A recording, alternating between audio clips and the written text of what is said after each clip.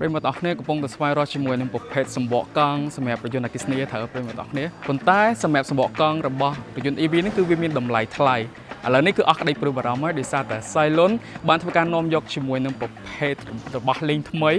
ដែលសម្បកកង់ថ្មីនេះប្រិមត្តទាំងអស់គ្នាគឺអាចធ្វើការ support ជាមួយនឹងប្រភេទរថយន្តអគ្គិសនីដូចជារថយន្តសាំងហើយអ្វីដែលសំខាន់នោះគឺមានតម្លៃធូរថ្លៃជិះចង់ដឹងលម្អិតពីសម្បកកង់នេះមកទៅខ្ញុំទាំងអស់គ្នា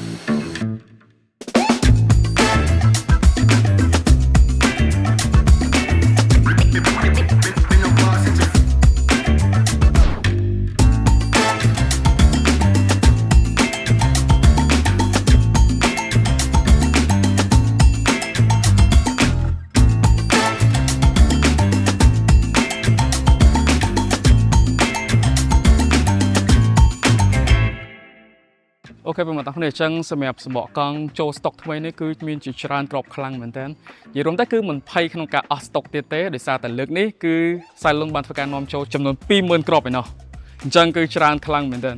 ហើយសម្រាប់សម្បកកង់ប្រភេទ Cylon ថ្មីនេះប្រិយមិត្តទាំងអស់គ្នាគឺជាប្រភេទសម្បកកង់ដែលដូចតែខ្ញុំនិយាយមុនអញ្ចឹងគឺអាចធ្វើការប្រើប្រាស់ជាមួយប្រភេទរថយន្តអគ្គិសនីក៏បានរថយន្តសាំងក៏បានប៉ុន្តែគឺផ្ដោតសំខាន់ធំតែម្ដងគឺទៅលើប្រភេទរថយន្តអគ្គិសនីដោយសារតែ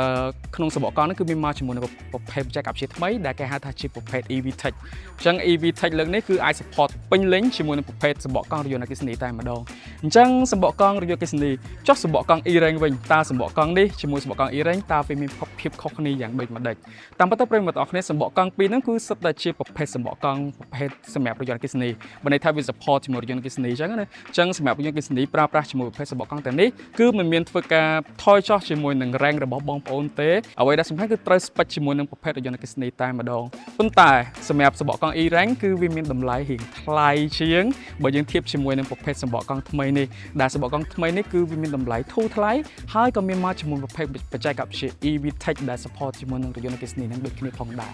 ពេលបងប្អូនគ្នាសម្រាប់សម្បកកង់ថ្មីនេះក៏មានមកជាមួយប្រភេទគេហៅថាក្រឡាថ្មីដែលមើលមកគឺពិតជាស្រស់ស្អាតខ្លាំងមែនទែននេះបើយើងធៀបជាមួយនឹងប្រភេទសម្បកកង់ដែលមានតម្លៃរ៉េងល្បាក់ប៉ិនគាត់អញ្ចឹងណាហើយអីដែលសំខាន់នោះគឺមានមកជាមួយប្រភេទមុខងារថ្មីក៏ដូចជាបច្ចេកវិទ្យាថ្មីទៀតអញ្ចឹងខ្ញុំជឿថាបងប្អូនដែលប្រើប្រាស់ជាមួយប្រភេទរថយន្តអគ្គិសនីក៏ដូចជារថយន្ត PHEV ឬ REEV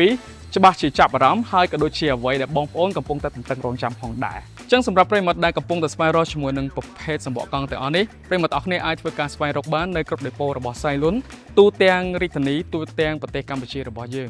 ហើយប្រភេទសម្បកកង់ទាំងអស់នេះដូចតែខ្ញុំនិយាយចឹងគឺវាមានតម្លៃល្អខ្លាំងមែនតើ support ជាមួយនឹងប្រភេទ EV Tech ថ្មីដែលអាចធ្វើការប្រើប្រាស់ជាមួយប្រភេទរថយន្តអគ្គិសនីហើយក៏ដូចជារថយន្តសាំងផងដែរហើយម្យ៉ាងវិញទៀតនោះសម្បកកង់នេះគឺមានមកជាមួយប្រភេទកាឡាថ្មីដែលកាឡាថ្មីខ្ញុំជឿថាអ្នកដែលគាត់ប្រើប្រាស់ជាមួយរថយន្តហោះដងបន្ទាប់ពីឃើញជាមួយកាឡានេះច្បាស់ជាពេញចិត្តតែម្ដងអញ្ចឹងនេះគឺជាការត្បិតបង្ហាញរវាងខ្ញុំ Matt Sandmat ជាមួយនឹងសម្បកកង់ថ្មីរបស់ក្រុមហ៊ុន Cylon អញ្ចឹងមកប្រិយមិត្តអរគ្នាមានចំណាប់អារម្មណ៍បែបណាកុំភ្លេចធ្វើការ drop comment ខ្ញុំដឹងនៅខាងក្រោមផងអញ្ចឹងអរគុណអ្នកទាំងអស់គ្នាហើយយើងនឹងជួបគ្នានៅវីដេអូក្រោយបាយបាយ